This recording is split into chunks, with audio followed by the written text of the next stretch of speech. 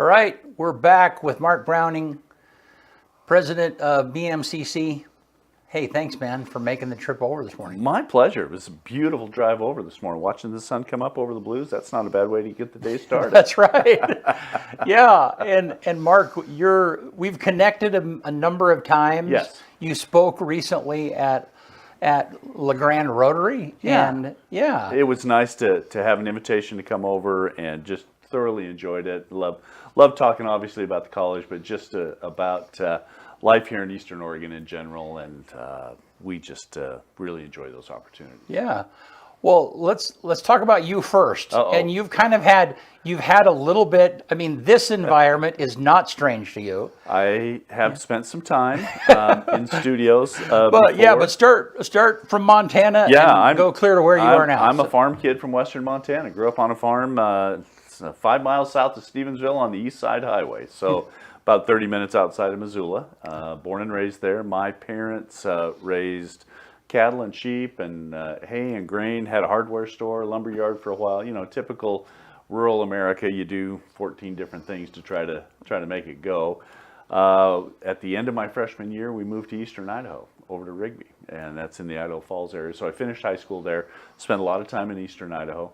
A lot of time in private business. Spent 23 years in broadcast between radio and television, and then I had to grow up and get a real job. Uh-oh. Here we are. Here we are. So yeah, thoroughly enjoyed it. Learned a ton. It was had some amazing opportunities. You know, we've been chatting about folks and interviews and just the kinds of things that you're able to do as a young kid. For me, the dream was I used to listen to a little tiny AM transistor radio late at night, and you could get the big stations on the skip, right? I could get KFI out of Los Angeles, and I could get Omaha and St. Louis, and you'd hear all these, and the voice of Chick Hearn doing the Los Angeles Lakers. Yeah. That was my inspiration. That's what I grew up on too. When, Yeah. San Diego didn't have a team, so the Lakers were Lakers were your team. Yeah, absolutely. Yeah. And that was me. It was 72, and it was Wilt and Gail Goodrich and Jerry West and Happy Hairston, and that idea to have the best seat in the house, to be at the game, that was my dream, and I was able to do that for a lot of years. So then, lucky. Sports was one of the things that you Sports. liked. Yeah, that was my entry in. I was live morning radio, little FM station in Eastern Idaho, and then. Made $3 an hour. Was killing it, right? 4-hour shift. It was awesome. So to make a little extra money, the general manager said, "Hey, do you know anything about sports?" Well, yes, sir, I do. I need somebody to do the high school basketball games. I can do that. I'll pay you $10 a game. Wait, you're going to pay me to go to the game? Are you kidding me? It was awesome. And that's how my sports career got started. Wow. Yeah. All right. And so then, and we were looking at your bio yesterday. You did weather somewhere along the line. Yeah. So I made a transition out of radio into television, Okay. and the opening was for a weekend weather person. And I'm like, You don't strike me as a weather. I'm dude. not, here I'm a farm kid. I'll walk outside. Was the green screen tall enough for you? Yeah. Yeah, because you're pretty tall. Yeah. Barely. Yeah. You know? I'm like, okay, I'll walk outside and see which way the clouds are coming. Maybe we'll, thank goodness for the Associated Press and the National Weather Service. But yeah, that led into sports, and did sports for a number of years, and then eventually transitioned into news. Okay. So, and did everything. So was, anchor producer, executive producer, and ended up news director at CBS, and yeah. Gig was in Boise, right? In Boise at the CBS. Yeah, I was And news director. is that there. 7 or 10? 2? 2. Okay. Yeah. Yeah, that was the channel where we lovingly would say, "Oh, look, Channel 7's got a test pattern on," and everybody's calling themselves going, "Why does Channel 7 have a test pattern on?" versus actually tuning to us who were live on the air. Right. So. Yeah. No, it was. No, I worked for Channel 6 in Nampa. Okay, so Yeah, I was. Yeah, I was when I was in college. I went to Northwest Nazarene. Okay. Yeah, and it was funny because I only worked there 6 months, and I started on the weekend. Yep. Which is the weekend is that's the low. Yeah. That's rookie short season A. That's where you come in. It is. Yeah. Yeah. And so and then I made my way to the regular evening news and stuff, but man, after doing that for 6 months, it's like, I don't ever want to do TV again. Yeah. And here we are. And yeah. here you are. Yeah. It's actual work. Well, And I don't think most people understand the prep and just the coordination that it takes to produce live television. no, and as you know, the live evening news is like a dance. Yeah. I mean, it's like the sports report that he just did, only 3 or 4 talent people all doing the same thing, and You really have I think that's a great way to put it. It's a choreography of close to 20 people who have to mesh perfectly. Yeah. You cannot have 2 left feet. no, And when the red light goes at 5 seconds before the top of the hour and you sign off at 35 past the hour, everything has to fit perfectly. no. I remember. So we had a sports guy, and sports guys are typically kind of hotheads. But so we had a sports guy when I was working there, and I mean the show would start, the evening news would start, and he wouldn't even be on the set until. Oh no, you don't come on until 17, 18, maybe 20 after. You don't get access to the edit bay until I mean, we news would is go to gone. the break before the sports. And he'd still be would working. come in and sit down. Yeah. No, that's typically, you're last at the table. Right. So to edit most of your highlights, you're editing from about 55. So Mountain Time, you edit from about 9:55 to 10:15. Run your tapes in the back. Well, now they would send the file, and get on set and go, and hope that the weather person didn't take all your time, because that's completely unscripted. Right. I always love that. You sit down and you have 3.5 or 4 minutes, whatever your time block was, and we're about a minute and a half over. Now you have what do I got to cut? And that I just spent time preparing. Stuff. And you've been out in the community, and summertime was classic, right? You've gone out and you've shot a Babe Ruth game, and these kids are so excited at 13 or 14 years old that they're going to be on the highlights, and you have 30 to 40 seconds worth of highlights, you get 12 seconds. Some kid. Then you run into mom at the grocery store the next day. Yeah. And mom's going to let you know about your producing skills. And you're like, but Ken Torrey took all the time and weather talking about something in Mexico. They don't care. Yeah. No, you won't imagine.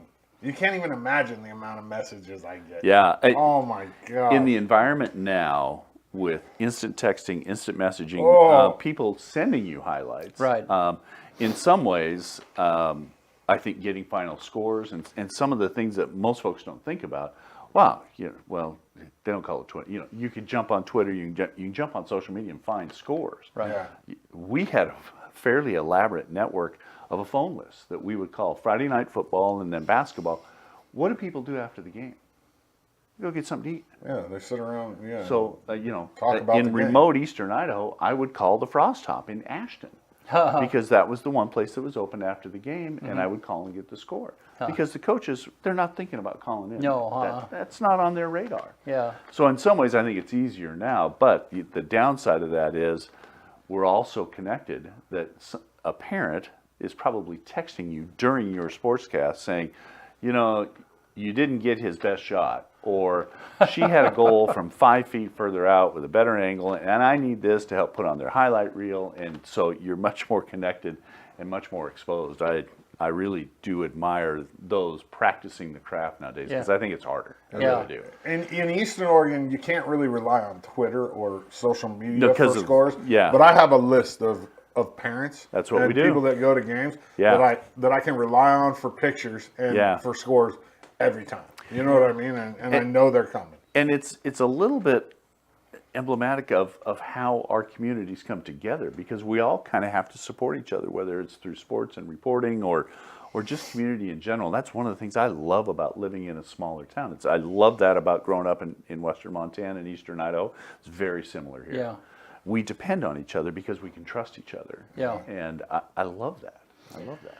Well, let's talk about how you started your college career at 39. Yeah. Is that right? Yeah. Which is took me a while to grow up. Which is super unique. Yeah. And so how did you get from that to being president of BMCC? I was working in television. I was the evening anchor. I anchored the 5, 6, and 10 o'clock news. I was the main anchor. I was the executive producer. And my dear sweet bride of 25 and a half years, not then, but now, one day we're sitting around and she said, okay, what's your plan? About? And she goes, when you get old and fat, what are you going to do? And I said, well, I don't know. And she said, they're not going to keep you on the air forever. New talent comes along. And she was brilliant, is brilliant, because she used a sports analogy. She said, you know, eventually they replaced Terry Bradshaw. Yeah. She goes, what are you going to do? And I said, well, I think I'll move into management and then, you know, managing this. And she said, well, you're going to need a degree. Well, I have all this experience. And she said, and keep in mind, this is the 90s and the early 2000s when ownership of media was changing rapidly. The locally owned mom and pop or the small regional station was going away. They were being bought up by bigger entities. And she said, you know, you've been very fortunate, but you've known the people that you've worked for, but that's not going to be the case 5 years, 10 years from now. And don't you think that if you could check the degree box to be more competitive, that's going to help you, plus the 20-some years experience. Yeah, you're right. So we were living in Pocatello, and I went to Idaho State University as a 39-year-old, almost 40-year-old freshman.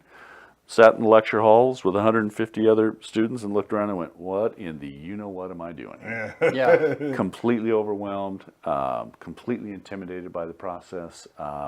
Wished we'd had a community college. Closest one was Idaho Falls, 55 miles away. Couldn't really make that work. I had a 5-month-old. We had 3 boys. The youngest was, just a little guy. So couldn't do that back and forth. And so we made it work.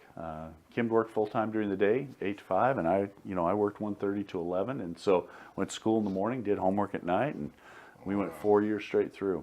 Wow. And I really believe that her name needs to be on that degree as well. Yeah. And got done and thought, okay, this is it.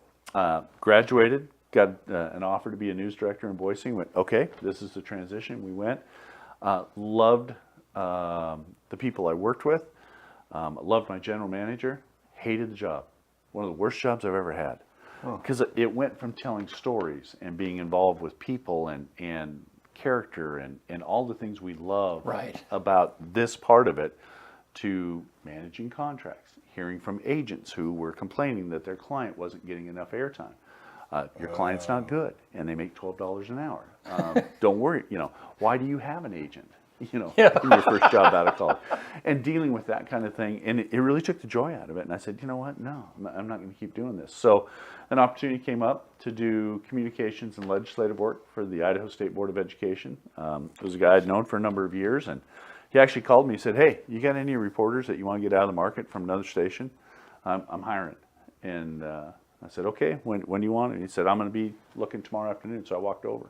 And showed up. 2 weeks later, went to work and really found kind of a niche. I liked it. I didn't think I would like that line being in public service, but it was fascinating to me. I thought I understood how the legislature worked, having covered it for years. And then you get on the other side as an agency, and you really find there's a whole nother component to all of this, and it really became fascinating. That led into, well, you're working in education, you need an advanced degree, and I said, no way. You know what? This kid was lucky to get through one. I'm not going again. And over time, it's like, okay, well, I'd like to do that. And within the educational world, to have credentials gives you an ability to open a door. So I started work on the master's, one class at a time. Got through that, and then my best friend goes, "Let's go do our doctorates." And I said, "You need to go see a doctor. You're not well. I'm not doing that." And we started. I nearly got thrown out. We were talking in class, felt like 5th grade. And he went on and finished, and I dropped out for 3.5 years. I said, you know what? I've spent too many nights away from home covering games. My youngest is in middle school. I want to be home at night. I want to be there. And so I did. We took that time. And then when he got in high school, they don't want to spend any time. No, they don't care. Get out of the house. So at that point, I had a president I worked with who was really encouraging me to go that path, and so I jumped back in and did the program 5 years, and he really encouraged me when this opportunity came up over in Pendleton and Blue Mountain. He said, "You need to take a look at that." He goes, "That's a community where you and Kim would fit. That's a school that does some things that you're very familiar with, and so it worked out for us. That's how we ended up here. Wow. And so how long have you been there now? I'm in my 4th year. Okay. So it's kind of hard to believe sometimes, because in some ways it feels like, wow, we just barely unloaded the U-Haul. In other ways, it's like, man, we've been here a long time. And this is your first college president gig? Yes. I've been vice president at a couple of other colleges before that. I'd been at College of Western Idaho, Nampa, Boise, and then before that I was at North Idaho College up in Coeur d'Alene. I was vice president there, and then at the state board before that. So how was that adjustment from jumping into education when you've been in these other worlds all that long? Most that you talk to, when people come out to day-to-day media and they go into other industries, they liken it into trying to swim in peanut butter. It's just so slow. Right. What I found was there was actually quite a bit going on. Yeah. And while you weren't turning out 10, 12 different versions of copy, you were working on multiple things at the same time. Right. And I actually found that when it came time to do a news release or something that we would put out, that it would all just kick right back in. Yeah. And so I enjoyed that, but the learning of all the new stuff really kept me really engaged. So I have to say, for the first year and a half, I had to stop watching the evening news because I couldn't watch it just as a news consumer. I'm looking at all the other things that you don't see. Right. I still, to this day, and I have not, well, it was 2007, but I haven't done sports since '98. Still to this day on a Friday night in September, I get a little twitch.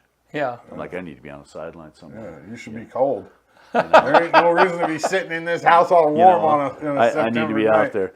So I get an occasion to do some kind of fill-in substitute work, like one a year. And it's great. Keeps my appetite wet, and I just love it. It's just, it's play for me. Yeah. So we do this, and then we also do professional video production. Right. And they're two different games, Very different worlds. Because here we have the show's supposed to start at a particular time, and you're finessing with stuff, but at some point it's like it's going to have to do for this morning. We got to shut her down. Right. Yeah. And so, but video production, when you're doing it commercially, that's more of the swimming and peanut butter stuff. It really is. I mean, you're finessing and working with stuff. Yeah. And it's, hockey and basketball. Yeah. There's some similarities, right? But they are very, very different. Yeah. And so I appreciate people who practice the craft. Yeah. Because it is a craft. It's a talent. So were you able to coming to a college as the president, do you feel like you've been able to move some stuff that normally would have been stuck in quagmire? And it's like we gotta have this going by the end of this year. I think so. It's a good question. It's a fair question, and it speaks to what really is the role of the president nowadays. Yeah. For decades, even going back over 100 years, traditionally college presidents, 2-year or 4-year presidents have come up through faculty ranks, or sometimes through what we call student services, so they've been in charge of financial aid, advising, those kinds of things. These positions are really external facing. You are the chief storyteller for your institution. You are the primary person to interact with your legislature, your governing board, business and community members. And so it really is a communication storytelling position, and we're seeing that change now. You're seeing more people who have taken that route. One of your big jobs is your fundraiser. Yeah. You go ask for a lot of money every day. Yeah. And you work with your foundation or other folks that you have in your organization, and so the skill sets are different. Yeah. You might be a terrific geologist, but you don't have to practice those skills a lot when you're really running a business enterprise. And I look at Dr. Ryan here or Dr. Young in Ontario. Myself, we're running multi-million-dollar operations with hundreds of employees, with intricate contracts and different things that, it gets back to that 20 people trying to put the newscast together. You're putting together several hundred people to make this work so that the student who has made the decision I use this analogy quite a bit. You know, when a student says, I'm going to come to EOU or to BMCC, they, in essence, are saying, I believe your messaging and your marketing. And in most cases, they're taking everything they have and they push it into the middle of the table. All in. Yeah. I'm all in. You tell me that if I come and do this, I'm going to have a better life. I'll have a career that will provide for me. I'll have a rewarding job. I'm all in. And they show up. Then we have to deliver. Yeah. We have to deliver that newscast. We have to deliver that finished video production product. And that's where it takes all the different skills to pull that together. So from my role, as we try to move Blue Mountain forward, what's your organization look like? Yeah. And we had, when I came in 21, the institution had gone through a number of pretty rough years. And if you go back even further, we'd been losing enrollment consistently for 10 years, to the point that we were 1/3 the size that we were previously. At our peak at 2011, 2012, we were 1/3 the size. We had to make some significant adjustments. We had to really change the way that we looked at how we approach our business. And that's hard for education because, you know, we have the degrees, we have the robes, right? You know, and we got this. Well, the reality is we're the last industry to really be forced into the revolution. And what I mean by that is, you know, think about what banking has gone through, finance. Think about tech. Think about manufacturing. Think about transportation. Think about communications, media. Yeah. So different now. And education had kind of resisted that by saying, this is the tried and true way, this is what works, you go do this, you do this, and this is what comes out. And we had nibbled around the fringes with some things, but we really hadn't embraced it. And then here comes the pandemic. We can't meet in person. Forced. We were forced into it. And we figured out we could do it. And in some ways we could do it really well. Now, I will be the first to tell you, it's hard to do a welding lab online. We're getting better at biology. Reality. Yeah, and we do a lot of that. There are other disciplines, you know, lecture type classes. There's no reason you can't do those in a hybrid environment. Right. There's still great value in being in person, which is what we really try to do. But my point being is that we got pushed into the arena now, and you have to embrace it. If you don't, you do so at your own peril. Yeah. So as we try to move Blue Mountain forward, we look at, okay, we can no longer continue to try to be, the community college is one of the great American inventions. You know, they really don't have community colleges anywhere else in the world except here. Huh. They have technical schools, but they don't have a comprehensive community college system. We try to be everything to everyone. We can't continue to do that. We simply can't. We don't have the population. We don't have the resources. So what can we do that's most relevant to our area, to the students who come to us, and to connect, and to still be able to deliver when that student says, I'm all in? How do we deliver for that? Mm-hmm. And I'm really proud of what we've done. We've put our budget back on track. We've put money into reserves the last 3 years. We've been bleeding money for 6 years prior to that. Enrollment's on the way up. We're now in our 4th consecutive year of enrollment growth. We are not flush and fat and happy by any means, but we're better. We're better. And so, and that's a testament to the people who work there. Yeah. They're looking at it and going, we have to change, we have to adapt, and we have to make those moves and sacrifices very similar to what our students do, so that we're here for them and they're here for us. Yeah. So you've said before, for people who might not understand how the community college fits into, because that is fairly unique. Yeah. And it took me a while before I figured out, I was like, so how does that fit into the mechanism of public education? And I've heard you say we're not a competitor of EOU. We're not. No. Yeah, kind of help me understand that stuff. Eastern Oregon's, you know, we say this all the time. We're really unique, right? But we really are. If you look at many of the other community college districts or areas, we're a little bit different. We have this donut right in the middle, Union County, right? Yeah. Part of our district, but not part of our taxing base. So community colleges assess a property tax to the local property taxpayer, which helps pay for the operation. That enables us to keep our tuition very low and our costs low. And that That's just the nature of what it is. Right. The state does not fund us like they fund EOU. And just for the record, they don't fund EOU like they ought to either. I hope. And Kelly, Yeah, and, they don't fund you like Kelly they need to. Ryan has made that case. Kelly, I'm with you on that Yeah, one. right. Right. Yeah. But our tuition's about $140 Yeah. per credit. Well, most 4 years, you're upper 200-300 because you have a different infrastructure to support. Our district is Morrow County, Umatilla County, and then we hop over Union and we have Baker County. Huh. Okay. But then we're also assigned by the legislature for the entire service region, which includes Wallowa County and Grant County, Okay.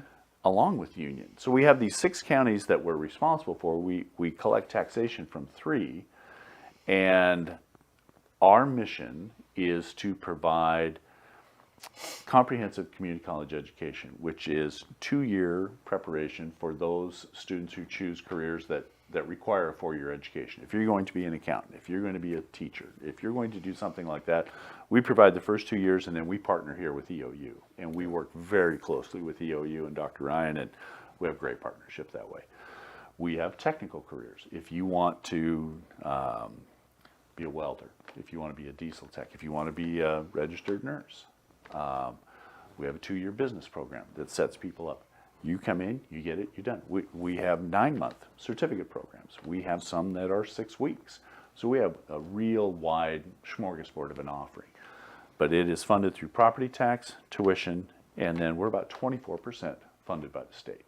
Okay. So that's kind of how our work. We range all the way from, if you're headed west towards Portland and you get past Boardman and you're going a ways, and just before you drop down that hill into Arlington, that's the Morrow County border. We go from there to Huntington. Okay. We go from the Columbia River to Grant County and John Day. Okay. So 18,000 square miles. We're the largest district in the state. It's bigger than the state of Maryland. So Wow. but I love it because it's very diverse. What students need in Joseph versus what you're looking for here versus what we see in Pendleton or John Day, very different. Yeah. And then, again, that variety, that's what keeps us going. So where are your students from? Where are you Primarily seeing them Eastern come? Oregon. Okay. And primarily this 6-county region, primarily Umatilla and Morrow County. Yeah. We have about 6% of our students come from outside of Oregon, and that would be Washington and Idaho. Of that, the vast majority from those 2 states. Are most of those athletes? Yes. Yeah. Yeah. We get ag students that come from other states with our ag program. Interestingly enough, not as many transfer to either EOU or OSU, but rather go to the University of Idaho in Moscow for ag. Huh. Which is kind of interesting. But yeah, we have what I believe to be a very strong athletic program, and NWAC rules, different than NAIA, we can only scholarship up to a certain percentage. And so the scholarships get to be parsed out. We have very few that will, you just don't do a, quote, full ride. You might get a mostly academic scholarship, a partial academic scholarship. We have a very good foundation that helps to piece all that together as well to help fill in. But it is more doable when you're talking with local and regional athletes. And that's really the mindset behind the community college, is to provide an avenue for your local and regional students to have that entry point into education. And I tell everybody all the time, not everybody needs to go to college, but you do need training. Right. Now, we provide a lot of training. Right. So, because I think college has become a term that has a little bit of a negative connotation to it for many of us in this region. It's like, I don't want to go to Eugene and sit in a lecture hall with 300 other students for biology. No, I don't. I did it in Pocatello with 150 others. I didn't like it. Didn't learn much, right? Right. I'd rather sit in a class with 17. Right. Right? But what do I need for my training? Young men right now are a real challenge in higher education because most are just going straight into the workforce. And it's hard to argue with them when they say, look, I can go make $30 an hour hanging sheetrock. Yes, you can. Yeah. What am I going to make with my degree? Are you going to make 20, 25? Maybe, depending on what field you choose. But what are you going to do when your back's broken? Yeah, when you're 45. When your knees 40, are shot, right? Yeah. Right? Your hands are so crippled because of all the dust from the sheetrock. Or what are you going to do when you have grown your ability and you want to go out on your own? You want to hang your own shingle. You want to be your own contractor. Okay, you need some business training to know how to run the business. You know how to hang sheetrock and how to mud and tape, but how do you run the business side of it? Right. Well, come on back. We'll get you some business training. You'll learn about amortization and all these different things. So we're very much the on and off point of a road and a lifelong path, which requires a lot of patience and faith. Yeah. Because we are trained in this country, go to college, get a good job, you're done. Well, most now will change not just jobs, but careers 5 to 6 times, which requires training. Right. And that's why I find myself connecting more with you need training versus something else. Yeah. So from your life experience, which is unique, that Very. you didn't start college didn't. until later, right? Yeah. And so, and yeah, there's been this whole push over the last several years to get into the trades, which is not a bad thing because the trades have been, I mean, they haven't had enough workers for a long time. We still don't. Yeah. Right. Yeah. But at the same time, now we've almost swung the other direction. Yeah. And President Ryan has sat where you sat, and she's made the case for, this is why you need, in fact, in her words, she's like, I'm going to give you all a history lesson. That's her thing, because that's her. But no, so what is your what have you learned from that? You know, looking back on the life of just going through life with your experiences and gaining experiences, and then doing the education. What's the takeaway for you? Is like, you understand where I'm going with that? I do, and education will happen everywhere. I made the comment to somebody the other day that so much of what I use in my job, I learned before I went to college. Right. Which might be a little bit of a damning statement, but my point is you can learn everywhere. And you can acquire skills. And now there are mechanisms for you to get academic credit for that. But learn every day, everywhere you go. Pay attention to people. Right. And I think that for me, that's the number one takeaway is find something that you connect with. I don't like the old cliche that says, find something, do what you love and you'll never work a day in your life. Work is work. Yeah. Right? Yeah. This is work. Yeah. Yeah. It's exhausting at the end of the day, Yes. putting this thing on, right? It's not fishing.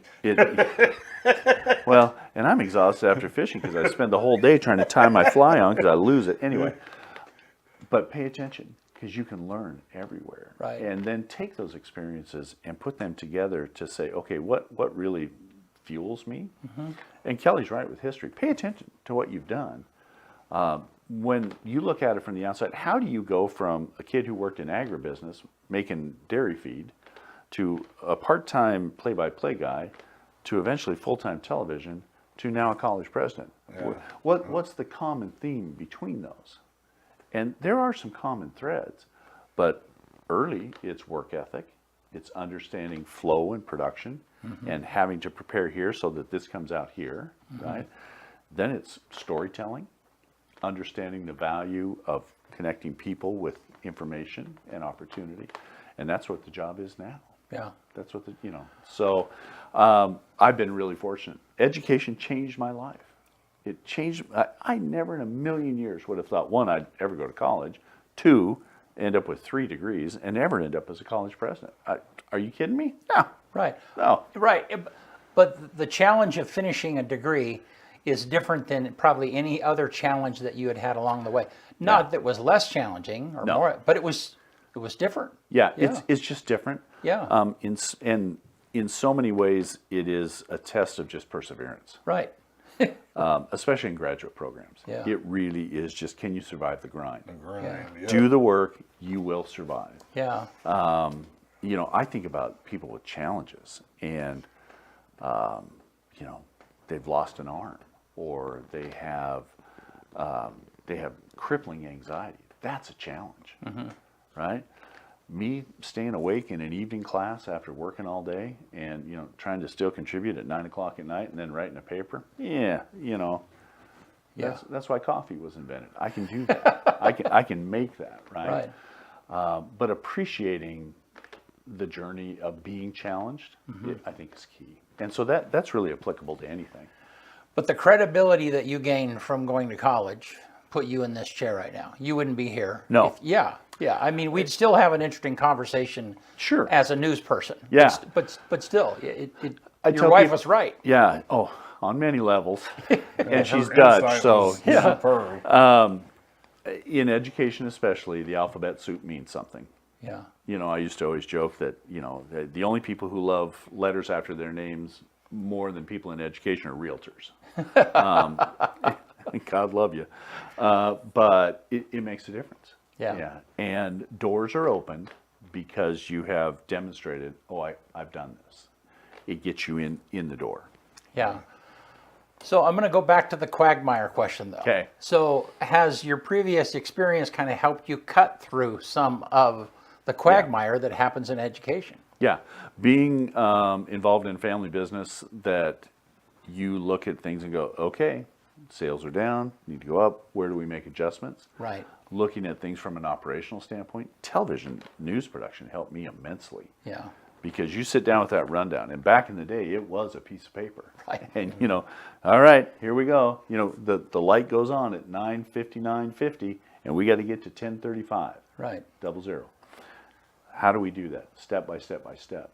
And looking at that now from higher education, we have a student who comes in. How do we get them through to completion and employment? Yeah.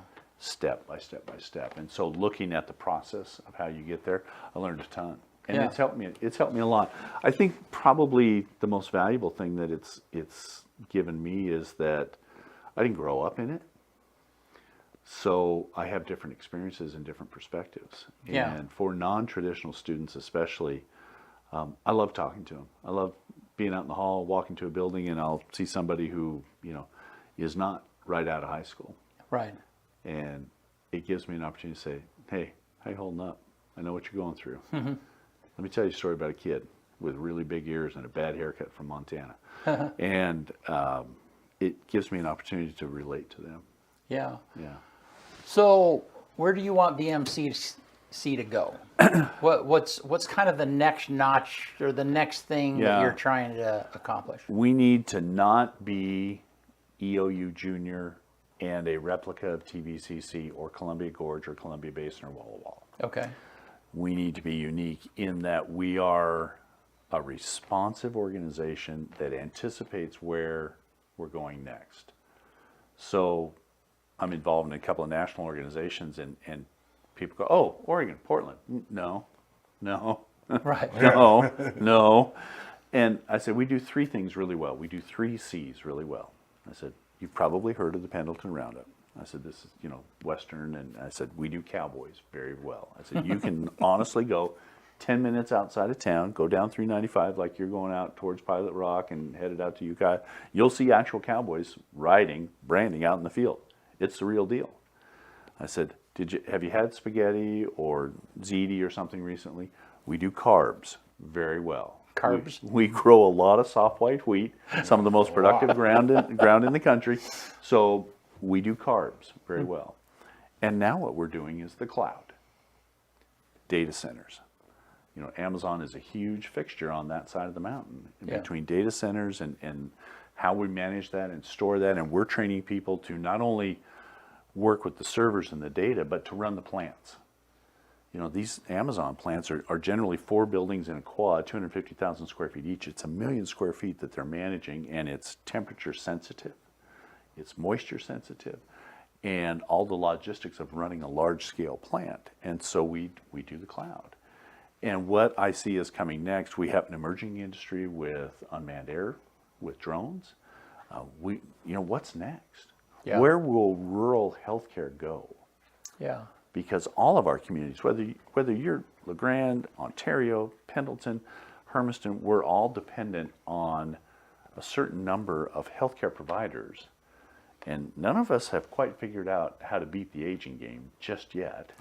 So we need these folks, right? And we're often, again, short season rookie A. New doctors come in, they train, and then they leave for a specialty or they move somewhere else. Yeah. How do we build a sustainable rural healthcare system that provides for the people here without going through that constant churn? And so working with the Grand Ronds and the St. Anthony's and the St. Luke's in Baker. So what's emerging next? That's where we need BMCC to be, is more anticipatory and less, this is how we've done it. We have been largely a transfer institution for decades, and it's served us well. We're a transfer institution because we set students up before they come primarily to EOU or to some of the other schools. That doesn't cover what we need it to cover any longer in terms of our operation. So we're finding new ways to augment. We're doing more in high schools with dual credit. We're doing way more now with non-credit customized training. So you may not get a Carnegie credit hour. Oh, I took a 3-credit class. I took 5 weeks of this, and now I can do this, and I have an industry credential or I have a completion. I use coding, programming as an example. Most software companies, they're not looking for a degree. What can you do? Sit down at a keyboard and show me what you can do. That's your interview. Right. Okay. Right. Well, I went to probably the best example I have. It's not exactly computer related, but it's fiber splicing. As we try to connect Eastern Oregon more through high-speed fiber, somebody has to put the lines together. That is, and that's more than just put 2 butt ends together, duct tape them, cover them up and go. Oh no, it's way more than that. We do 2-day fiber splicing camps, 16 hours, 8 hours each day. That's a $35 an hour job. And you're done. Right. And you're hired right there. So that kind of thing. And for us as an educational institution that we're measured by the state and the feds of how many graduates do we have to be more about what they're doing. We get paid on enrollment and the income, but it's shifting to what the outcome is. Mm-hmm. How many completers do you have and what are they doing? That's where we need to be. Good. So in our business, it's a lot of equipment, heavy things. Yeah. And most of the stuff we can't afford, or we buy used, or whatever the case might be. Same here. But I can look forward and go, okay, we really need to have that technology 5 years from now, or it's going to be a choke point. That's what I call it, is a choke point. Okay. Yeah. So looking at education, higher education generally in Eastern Oregon, what do you think is the choke point that's out there? It's tech and it's access to tech. And here's why. So 20 years ago, let's just turn the century 2000. There were very few online courses, and there were no live online courses. If you did something online, somebody probably handed you a CD, you took it home, burned it to your hard drive, opened up, did the assignments, and sent them back. Yeah. Now, when we put up a course, let's say we have Speech 110, one of the fundamental courses that everybody has to take through their program. That instructor will have to deliver it in 5 different ways. So we'll put it up face-to-face, live in person.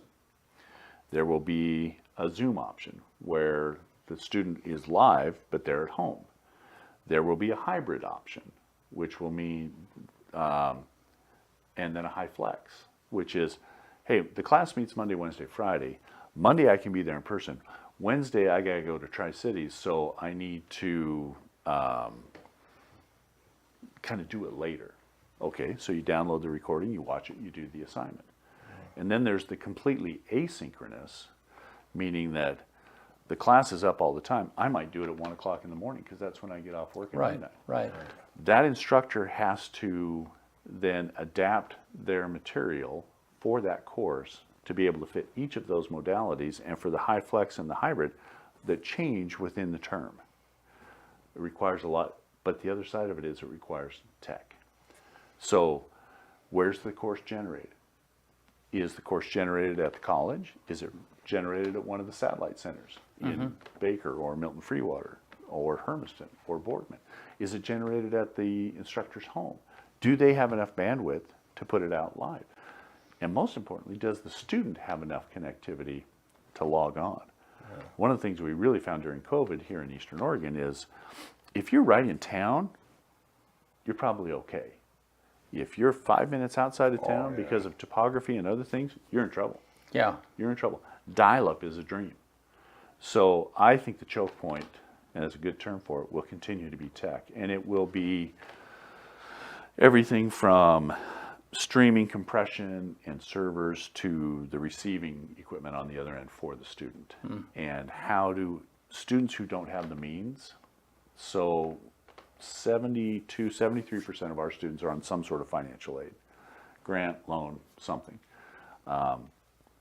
They probably don't have access to tech. How do we package that with them? Very similar, in a diesel program, your tools come as part of the program. Now you're going to, you pay, and your financial aid, depending on your situation, can't cover that. You need those tools to be able to learn that skill to do that job. The laptop, whether it's the hotspot, whatever it might be, that's an essential tool now in today's Interesting. learning. Yeah, you saw that during COVID. Like high Big time. schools, a lot of high schools were giving out hotspots. Like, Yep. hey, laptops as well. Most people have some device that can access, but internet, especially in rural areas. I mean, even today, Starlink helped out with that a little bit.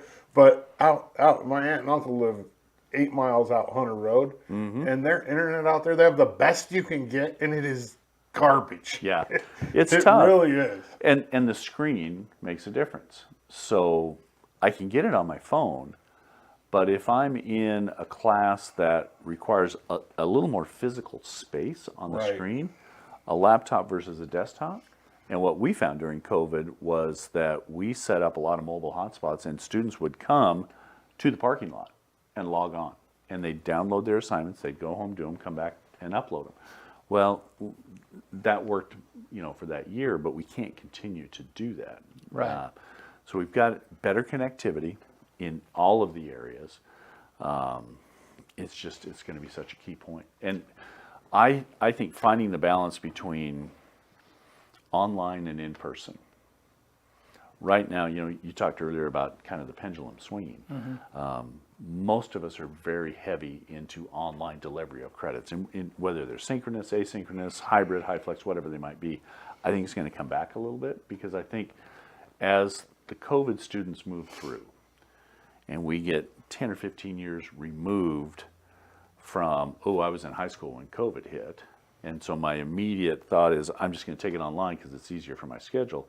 I might look at that and go, biology, I kind of need to be in the lab, because while I can do it with virtual reality, I'm not learning as much. I'm more easily distracted with it. There might be some, political science courses. Yeah, I can do that online. But how do we keep, and from us, from an operational standpoint, how do we keep our infrastructure up to date, functional, and ready when so much is generated? And I think that's probably the biggest thing I hear from legislators, sometimes from people in the community, and certainly from the feds. Well, you're doing so much online, it doesn't cost you as much. It actually costs you more, because you're doing it now in 5 different modalities. Right. Well, and the tech. and required. that's a huge burden to put on a professor who's been teaching the same course. Yeah, I mean, classic example. Our youngest son is finishing up an engineering degree at a blue school out of state, at Utah State. He wanted to go into aerospace. He's got a great program.